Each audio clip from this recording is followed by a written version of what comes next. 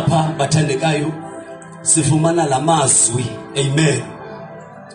Apha amaFilisti aqobisana nama-Israyeli. Mayibonge Nkosi Yesu. And kusemveni apho siyaziyo sonke ukuthi ilizwi likaThixo lalinqabile lalingekho. Mayibonge Nkosi Yesu.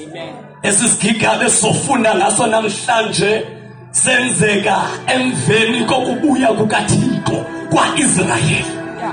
Emveni kwexesha lethu Israyeli ekhonzile ehleli ngaphandle koThixo. Mayibonge Nkosi Yesu. Apho sele benethemba wabena mfoka nophe sele benethemba lokuthi ekugqibeleni uThixo uphinde wasikhumbula. Mayibonge Nkosi Yesu. Sibona uThixo ubuyela uIsrayeli.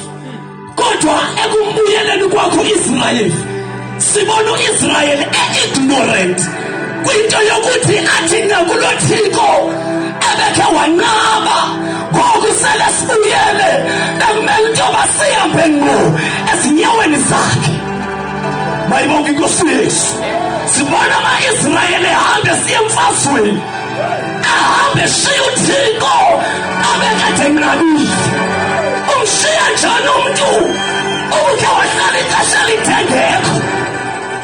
Hayi mfoka nophe ngikuva umfowethu ndinganetwethi mna ukuba bekuthiwa ndimo Israyeli apha beyothi fu khona nami beyothi fu khona ngoba besike sabulaleka for a long time sikhonze enkonzweni angabikho yena zahle isiprofetho kodwa sina singafeli kuye. Wabuya uThixo kwaIsrayeli. Wabuya uThixo emveni kwexesha kungena abantu ehamba nge-wheelchair baphinde baphuma esahamba ngaso. Wabuya ngonyana kuthiwa nguSamuel owaye wenkontoba noba uyalalala kwisizwe esingathi si-right kodwa ndiyohlala ndiyoncwinela uJehova. Abehamba beyolala mna ndiyakulanda wintshe ihlala khona. O-Israyeli wawe ukuthi sibuyelwe nguThixo elizweni lethu. Kodwa bahamba baye emfazweni. Abesiya emfazweni bamshiya ngasemva. Bathaba amagorha wabo, bathaba amadoda abawaziyo, bathaba izikwete zabo, bathaba i-experience yabo. Bahamba baye emfazweni. Abefika emfazweni badibana namaFilisti aswatsuliswa kakhulu ama-Israyeli ngoba kaloku aye emfazweni ashiya umdala unemfuko, ashiya uThixo okudala esilweni izimpi zikamoya, bamshiya ngesemva. Izwi lenkosi kuthiwa phakathi endabeni abuzana namadoda kutheni saswatsuliswa kangaka namhlanje? Kwenzeke ntoni madoda? Siyayazi ukuthi uThixo wethu nguThixo ophendulayo, nguThixo sihambela phambili, nguThixo athi noba sinamandla kodwa suka sinike amandla, nguThixo athi noba sesiwile kodwa suka siphakamise, nguThixo sithwalayo. Kodwa kwenzekeni namhlanje? Kwenzekeni namhlanje? Ingathi singabuza tata wami kwixesha siphila kulo sithi kodwa kwenzekeni namhlanje? Ibandla lesiswantsuliswa kangaka, inkonzo sizaziyo ukuthi besiyahamba ngamandla kodwa sesiswantsuliswa.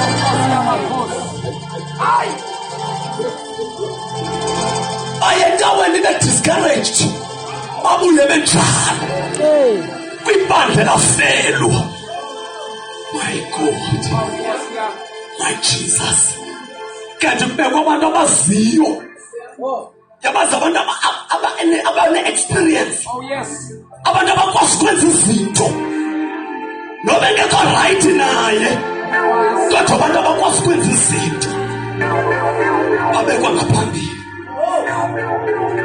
phakathi endabeni bakhumbule mfundisi wami amadoda siyaswanzuliswa sizoshiyeka thina empini kodwa siqala kunakhona amadoda azokusilandela uthixo eshilo shiyekani lishumayela shiyekani lisenza konke kodwa makunakhona abantu abasiyasilandela uthixo ngoba siyahleka umfuthu wanyanya kodwa wayiphi lento yaba bantu kudala bekhonza ekhuba ama-night prayers iphi lento yabo ebusuku dasithandaza futhi umadala siqala abantu bathi bantu wethu abasiyasilandela uthixo bona bashada asidingi into eninzi tata uthixo sicela uyolandela uthixo siyacela bathandeka sicela kunakhona abantu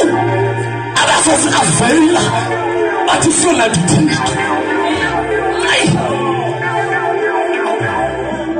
baphuma bayolanda uthixo kanti kuphuma i-delegates ezingekho aligned ngoba funeke nakasithuma sijayishe ukuthi siphuma kanjani sinabathuma bangabuyi naye abanye babuye naye kodwa abasebenzi sinethasala khona shakatalabakoda sikale delegates ezizibe alive as delegates ezo zosilandela uthixo ngoba nakhona siyidinga ngoba namagama amakhulu asawateni kakhulu sicela uyolandela uthixo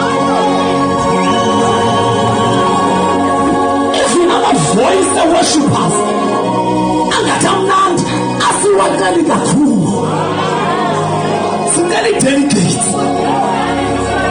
sicela i-delegate sicela i-delegate madoda sicela lobe baba kwi-youth okanye baku-Sunday school sicela i-delegate shamaya sicela abantu abazothi impilo yami impilo yokuthwala uJehova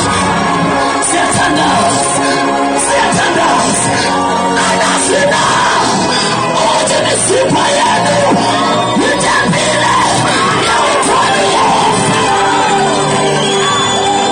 hayi ixesha liphelile siyolanda uthixo baphuma i-delegate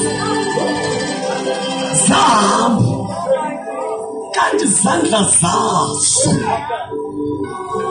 asikoredi ukuthwala uthixo babona amadoda ebuya ethwala uthixo kanti bathwala uthixo ongazusebenza ngoba kasebenza into izandla zimdaka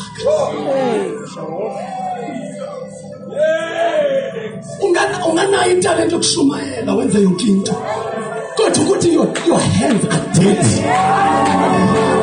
uzosimotivate abejola phina yajola abesenza into yakhe wenza into yakhe ngoba luthwele uthixo yena qala kancedwanga ngulothixo omthweleyo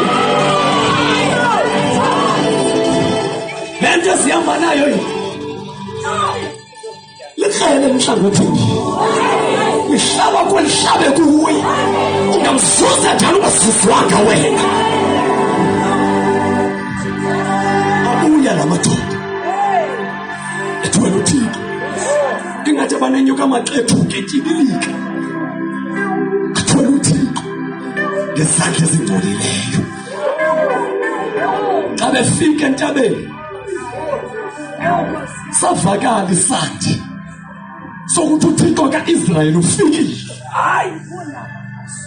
ngoba mfundisi uMaqala uyavakala ukuthi yena ukhona kodwa akakwazi ukuqhaqha amathuna kuba ngelele bubhekile ukuthi lo amileyo izandla zakhe ziko right wafika uthixo wabekwa kwa-Israyeli entabeni leba besilwa kuyo, kwafakala izandi oyika amaFilisti esivuthika ofikileyo.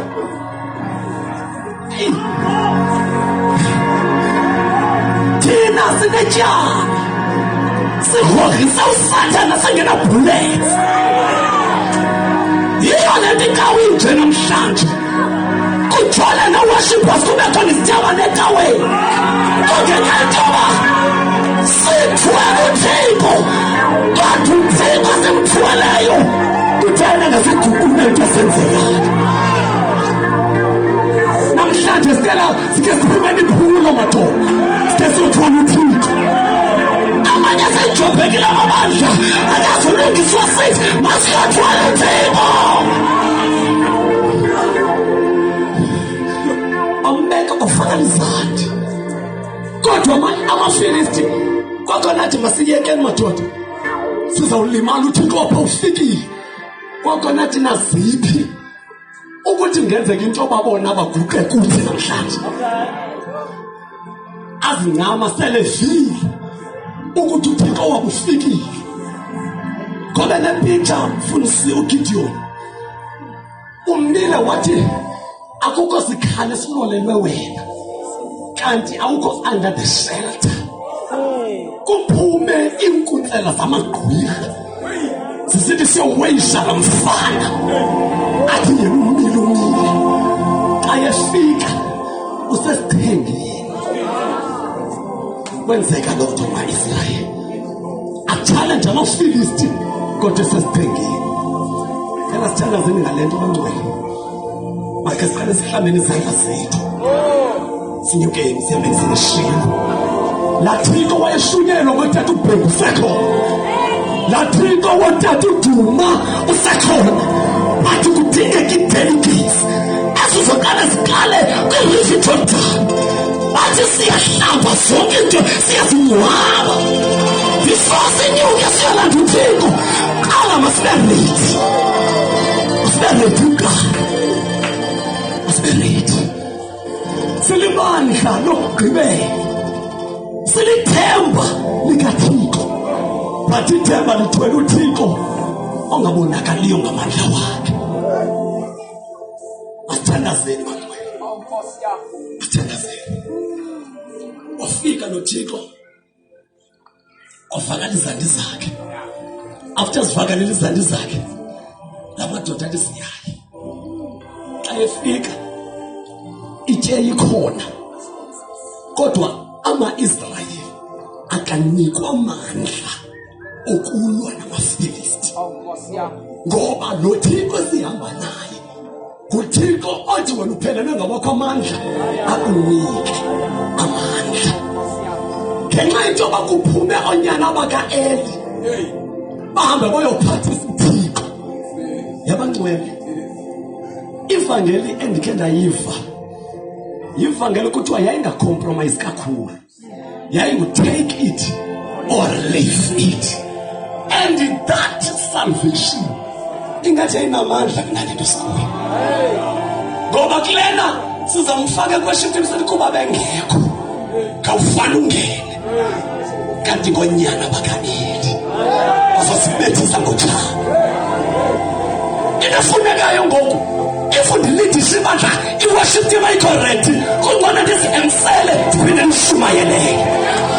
Ngoba uhide msiko dlalwe endaweni kuluzosibhukutela ngaphakathi, uphahla luzowela ngaphakathi. Ngoba sithatha abantu abangakaphufanga lizwi sathi ngabakujwala uThixo. Mayibuye la, mayibuye la nto. Kukhona into yasendulo ethi namandla amakhulu yona ayifuni approval needs, ayifuni uthando obuninzi. Ungahamba i-island kwathi kube izulu liyagcwala. Siyahamba, siyahamba, siyahamba.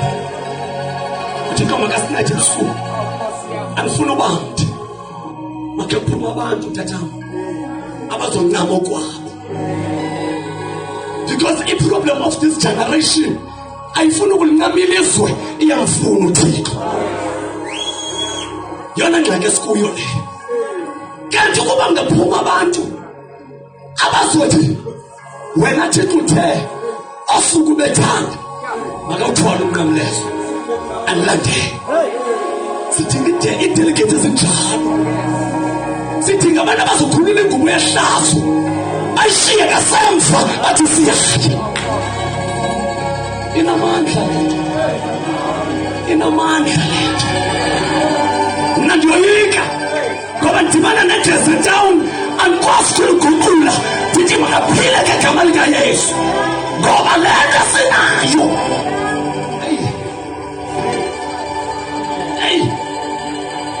Ithatha iyasibethisa le. Woyika sele noba Town ubona umuntu eqhuzula woyika ukuthi ngegama likaYesu angaphile. Kodwa mina ngicela namhlanje ukuvuka i-delegate abantu abazothi unganiphakamisi uthi ndikumphostile, unganiphakamisi uthi ndiyindoda kaThixo. Siphi isigigaba, siphi isikweka salento ngoba before you become a man of God okanye an apostle masibone isigigaba emveni kwakho. Usibone isigigaba, usibone isigigaba madoda. Andizumthatha utata umanyanya ndimnikeze ititle kodwa ndandijonge emveni kwakhe uphilisa abantu abanenhloko kuphela. Mandimthathe kuba kukhona bebehamba ngentonga basibeka phansi. Bathandekayo, le nto lena inamandla. Idinga nje abantu abazoyothwala uThixo babuye noThixo. And suthi into aba wena uzophuma uyolanda uThixo uzothandwa ebandleni. Ndicela uthetha lento sithandaza. Wena uhlala noThixo une-tendency yongathanda ebandleni. And nezimini zakho bayazi-analyze because abazazi. Ngoba le nto inangotsi zayo. Nditsho mna ivangeli esikuyo kukhona izitobhunzi ezigcina izigigaba zalento. Nditsho le nto tata.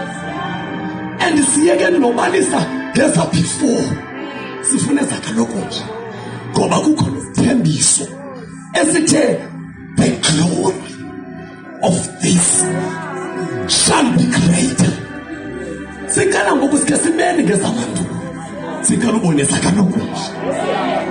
Thetha kamnandi nam ndibe phambi kwenu. Kukhona izigigaba endizaziyo noThixo wam kungekho bantu. Khona into endizaziyo hlemndoda endlini. But kuleni into uThixo ofuna uyenza masike sivaleni ichapter endala sike sivuleni enye ichapter.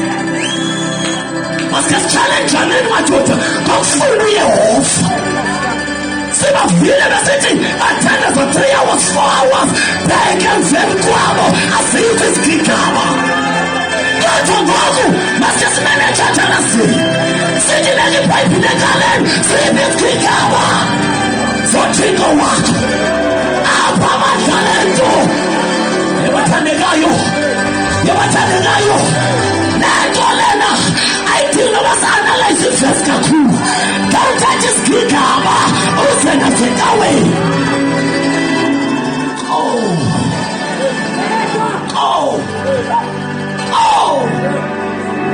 Hayi kukhona umama kuba ke tata uthukela ndingekho good kule nto yofunda incwadi. Kodwa kukhona a lady ekuthiwa lalithwele uThixo. Kwakuthi xa kuhlelwe ententeni kanje lingangeniswa ngalamnyango ngenxa yoba lalithwele uThixo. Unyenzele into yoba lingeniswe ngama-backdoor libonwe selingaphakathi ngoba ukuba besaqhuba iprogram uzothi ngena abantu bathi